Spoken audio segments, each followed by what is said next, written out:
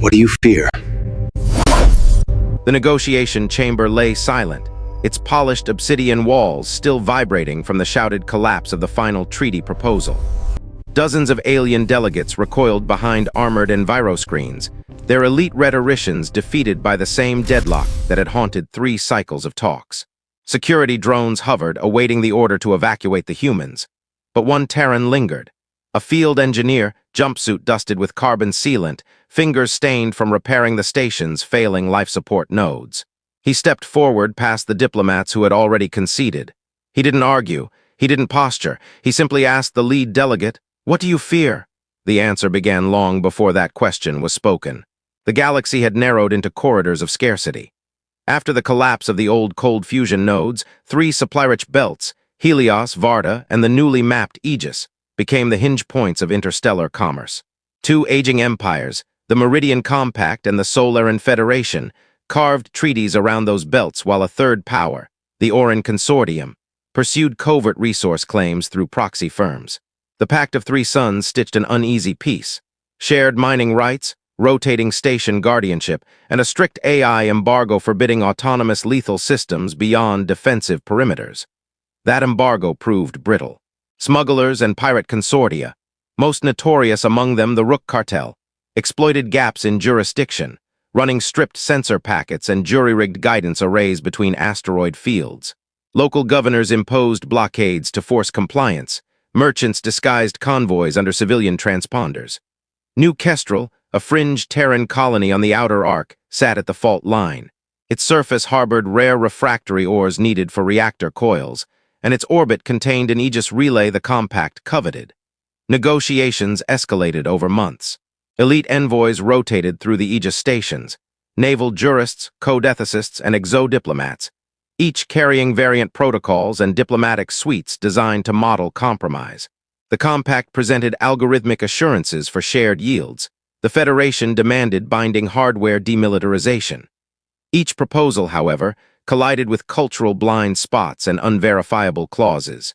Formalized metrics couldn't quantify fear. Public opinion in multiple systems favored decisive action: blockade enforcement, seizure of the relay, or surgical strikes against extraction rigs. Into that mechanical diplomacy moved the logistics tail: supply manifests, convoy timetables, reinforcement windows. The Terran Auxiliary MV Sunderline was one of a ragged line of engineering flotillas tasked with maintaining orbital life support and power coupling for New Kestrel's civilian arcologies. Its crew rotated between hands-on repairs and the sterile patience of negotiations. Engineers aboard saw the practical stakes behind legalese: corroded manifolds, pressure gradients, and stockpiles that could not be diverted without killing dependents. The elite negotiators had failed to translate those material truths into binding compromise, and the blockade tightened to a hard ring. The next phase would not be decided by rhetoric alone. It would hinge on the collision of human ingenuity against an empire's strategic calculus. The blockade around New Kestrel stabilized into a rigid lattice of Meridian Compact cruisers, each positioned at precise delta-V intervals to limit any Terran vessels maneuvering space. The Compact classified it as a containment perimeter, yet its targeting arrays cycled continuously, and its long-range rail batteries remained charged. Every outbound shuttle from the colony had to broadcast diagnostic telemetry for inspection. Any deviation triggered pursuit drones. Tensions rose with each intercepted supply skiff, each denied orbital ascent, each tightening constraint on the colony's survival timeline. The Terran Federation dispatched diplomatic reinforcements, but the political bandwidth of Sol was stretched thin. Piracy surged across the mid-rim trade arteries as the Rook Cartel exploited the Federation's diverted attention. Meanwhile, a resource scarcity crisis echoed across Terran networks. Without New Kestrel's refractory ores, production of replacement reactor coils throughout several civilian sectors would falter within cycles.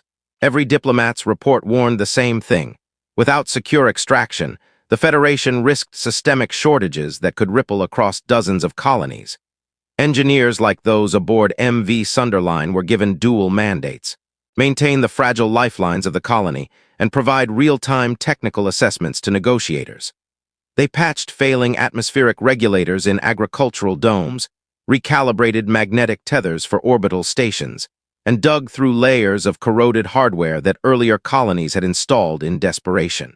Yet their true burden was subtler, quantifying the cost of time. Every delay meant degraded infrastructure, increased energy debt, and more frequent safety halts. Meridian's elite negotiators failed not from malice but from rigid doctrine. Their diplomatic caste had been raised under cultural axioms that framed fear as instability and instability as dishonor. Discussing fear openly was taboo. Acknowledging it in negotiations was unthinkable. Their models assumed deterrence would force Terran compliance. Instead, the Terrans adapted, improvising redundancy chains the Compact had not predicted. With diplomatic channels calcified, fracture lines emerged on both sides. The colony's engineers, exposed to civilian desperation, grasped what negotiators could not. The situation was no longer abstract. It was a survival equation tightening by the hour, pulling every faction toward a moment where one unexpected human question would unlock the truth beneath an empire's posture. The next step demands examining the perspectives shaping that moment. Elias Wren had never intended to be present during high-level diplomatic collapse. His role aboard MV Sunderline was defined by schematics, pressure seals, and the dull metallic scent of coolant leaking through fractured conduits. He had spent the week cycling between failing power grids on New Kestrel's agriplexes and the orbital relay's thermal exchangers, watching families ration oxygen scrubber time with practiced resignation. To him, diplomacy was a distant process carried out by specialists who wielded language like a lattice of precision tools. But when the Terran delegation asked him to accompany them on the final approach, solely to confirm engineering assessments, he found himself observing alien negotiators whose voices quivered on frequencies human translators softened into neutral tones. Elias recognized something the diplomats missed. The Meridian delegates avoided eye contact not from superiority, but from something akin to distress. Their armored enviroscreens dimmed whenever tension rose, a physiological reflex among their kind signaling vulnerability. Eli had seen that same instinct in colonists trapped in pressure failures, creatures who feared rupture more than confrontation. He alone read the signals correctly. Admiral Lyra Haldane monitored every negotiation from the command deck of the TFS Valiant Horizon, whose graviton sails kept her in a distant holding pattern beyond the blockade perimeter. Doctrine forbade escalation, yet her tactical overlays displayed red-line thresholds creeping closer. Compact rail batteries tracking tighter arcs, drone wings rehearsing intercept spirals, Terran skiffs burning more fuel to maintain safe corridors. Lyra faced a brutal calculus. Any misstep risked triggering a battle the Federation lacked logistical depth to sustain. Her orders were clear: avoid conflict unless civilian lives were threatened.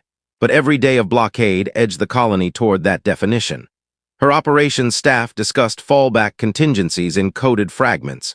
Operation Quiet Vector, a coordinated push to extract civilian transports. Operation Stonefold, a limited disabling strike on perimeter cruisers. None were preferable. All became more likely as diplomacy stagnated. The AI embargo shaped every response. Neither side could rely on fully autonomous defense systems, forcing manual oversight of targeting arrays, communication filters, and predictive models. This restriction amplified uncertainty. Human engineers compensated with improvisational patchwork, redundant subsystems, parallel command loops, manual override mosaics, whereas the Meridian Compact followed strict algorithmic doctrine. The embargo meant neither side fully trusted their machines. Fear was coded into the operational environment itself. These perspectives converged toward a moment diplomacy alone could not navigate. Envoy Marin Tal, senior representative of the Terran Federation, had endured 6 months of incremental deadlock. Her briefing tablets overflowed with cross-reference treaty clauses, historical precedents, and predictive sentiment models that projected stalemate with 87% confidence. She understood Meridian protocol well enough to know they were not stalling. They were cornered by their own social framework. Fear, in their culture, was not a state to be managed, but a breach of communal order. To admit it publicly would signal loss of authority, and therefore risk fragmentation within their command hierarchy. Marin recognized the deadlock, but lacked the leverage to puncture it. Every attempt to frame concerns as risk variables or stability factors failed. The Meridian delegates simply reasserted procedural boundaries. They could not step outside the structure they had inherited. To the Meridian Compact, the Terrans were a paradox. Humans displayed overt emotional cues without shame, fear, grief, humor, and defiance interchangeable within minutes. Meridian social engineering, by contrast, conditioned its citizens to internalize fear, suppressing its expression until it eroded into ritual discipline. They believed fear was a pathogenic state capable of spreading if acknowledged. Thus, when humans pressed for frank dialogue about the colony's survival needs, Meridian negotiators interpreted it as an attempt to destabilize their cohesion. Their blockade was not, in their minds, an act of aggression. It was a containment strategy meant to prevent cultural contamination until a controlled resolution emerged. Underneath the rigidity was genuine apprehension. Terran unpredictability threatened their sense of structural order. Ethicists aboard the Valiant Horizon drafted continuous advisories, assessing proportional responses. How many civilians could perish before intervention became an ethical mandate? Could the Federation justify a kinetic breach of the blockade if negotiations failed entirely? And what moral obligations did they owe to a species whose cultural norms rendered direct emotional disclosure taboo? Meanwhile, Meridian ethicists wrestled with their own concern. If the Compact admitted fear, even privately, would it unravel the command hierarchies that stabilized their empire? Fear was both the fulcrum and the forbidden concept holding the conflict in stasis. All angles pointed toward the same conclusion. Negotiations would never move forward until someone addressed the unspoken variable both sides circled but neither named. That moment arrived when a Terran engineer, unbeholden to diplomatic constraints, simply asked the question no protocol permitted. The turning point occurred at 14:22, 19 GST, recorded by 3 independent sensor arrays and later archived in both Terran and Meridian strategic logs. The negotiation chamber, Aegis Relay Station 6, Conference Well Theta, floated at grid Iota 7, a narrow orbital band where the blockade's gravitational harmonics were most unstable. The Meridian flagship CS Vorathem maintained overwatch from a high elliptical arc, while the Terran command ship TFS Valiant Horizon held position in a counterbalanced orbit, its sails trimmed to avoid provoking target locks. The final diplomatic session had already collapsed. Envoy Marin Tal prepared to signal Operation Quiet Vector, a controlled civilian evacuation that would almost certainly trigger hostile countermeasures. Tactical officers aboard the Valiant Horizon began warming the rail capacitors, not to fire, but to ensure they weren't caught inert should the Compact misinterpret the maneuver. Meridian crews aboard perimeter cruisers executed mirror preparations, convinced the Terrans were seconds from violating containment. Every vessel in the sector held its breath. Elias Wren stood behind the delegates, reading environmental telemetry from the chamber's air exchangers. A pressure flutter caught his attention, minuscule, but enough to indicate the Meridian delegates' enviroscreens had entered partial opacity. He recognized the pattern, a physiological response to acute stress, and in that flicker he understood what neither negotiating framework had accounted for. The Terran side was preparing to withdraw. The Meridian side was preparing to escalate. Both believed the other intended to strike. No model predicted a peaceful exit from that loop. So Eli stepped forward. Security drones adjusted their posture.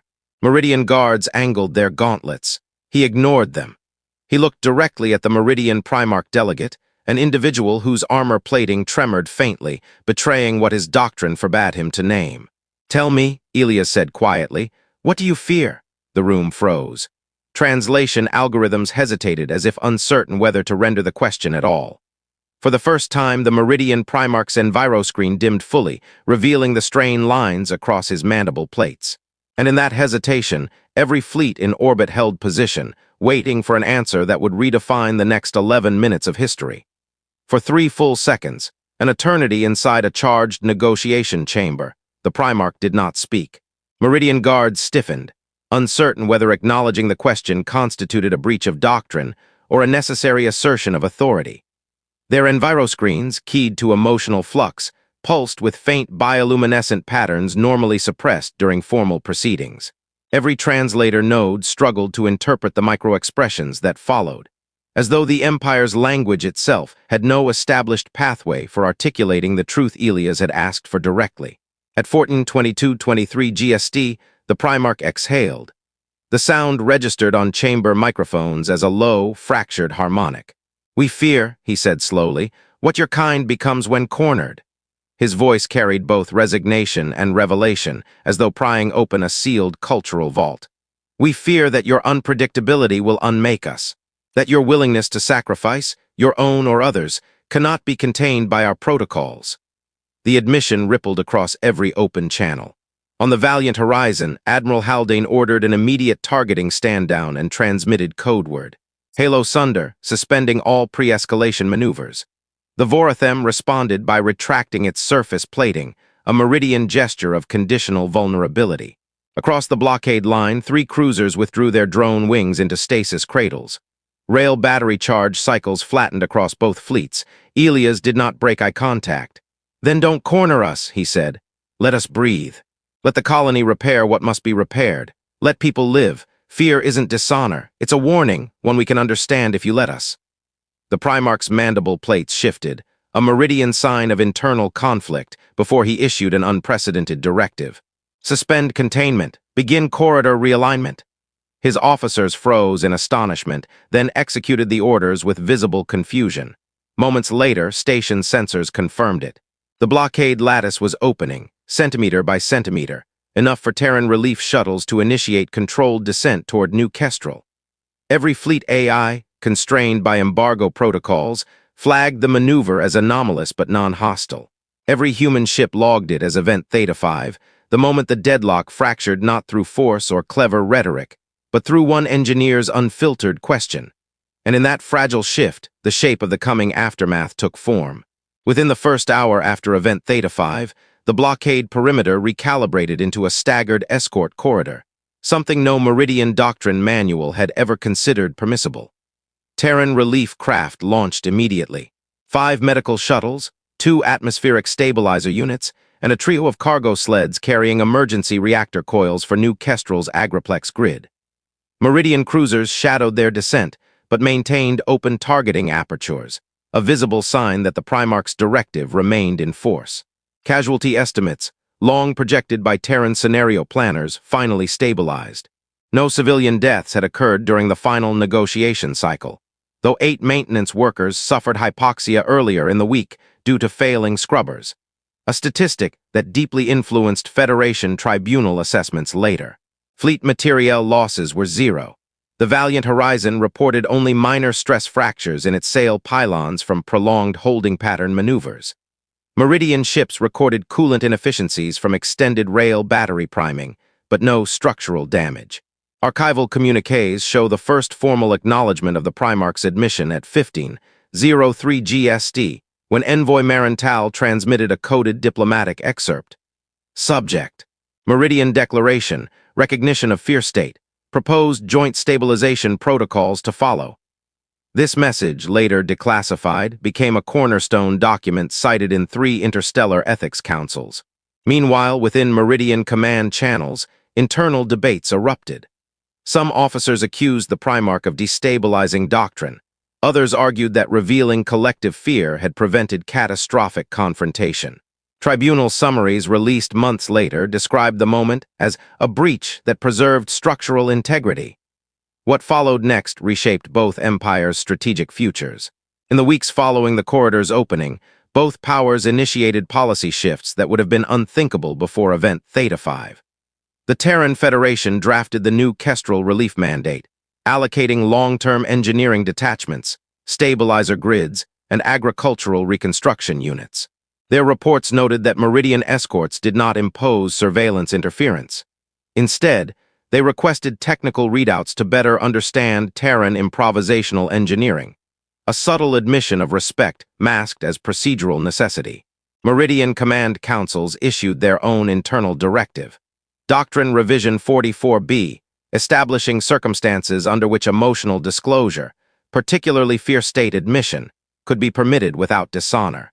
Although heavily redacted in public archives, the released segments emphasize that such disclosure is allowed when strategic continuity outweighs ritual purity, a phrasing that Federation analysts interpreted as groundbreaking.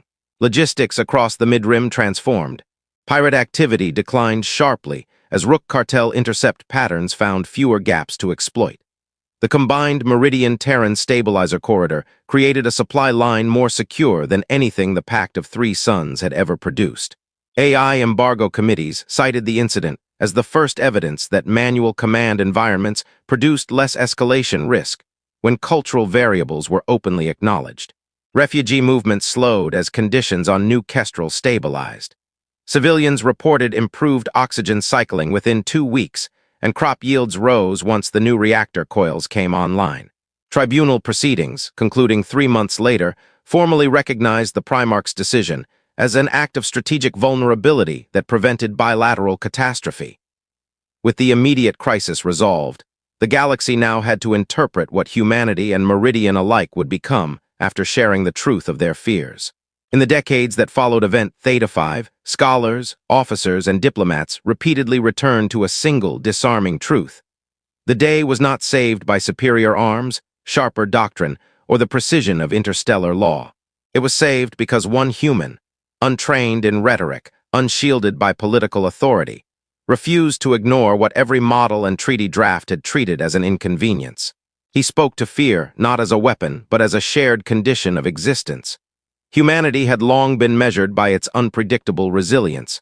For some empires, this made Terrans admirable, for others, dangerous. But after New Kestrel, the galaxy learned a different metric. Humans were not powerful because they adapted quickly or fought fiercely, but because they could confront the emotions others hid beneath ritual and structure. They could articulate what entire civilizations avoided, and in doing so, dissolve the silent pressures that made conflict inevitable. This was not dominance. It was clarity. For the Meridian Compact, the aftermath of the Primarch's admission became a generational pivot. Their culture had taught that fear was corrosive, something to be locked away behind doctrine and ceremony.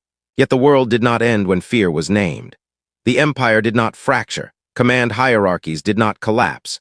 Instead, new intellectual currents began to flow, disciplines centered around emotional literacy, cross-species comprehension, and the stability found not in suppression, but in acknowledgement.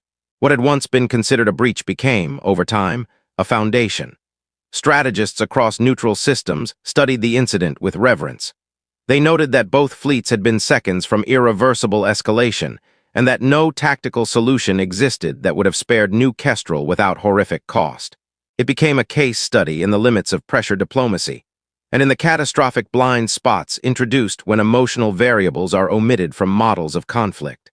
In war colleges, instructors displayed the sensor logs at full resolution.